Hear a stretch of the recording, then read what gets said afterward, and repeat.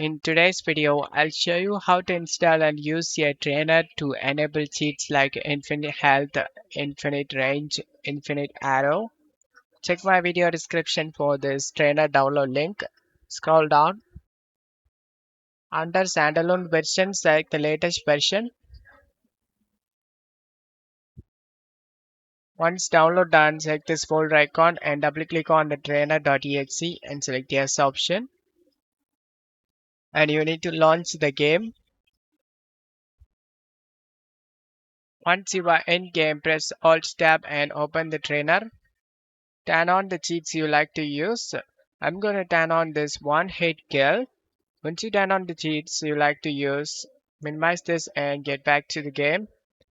I'll show you guys the one hit kill working. And as you can see, one hit,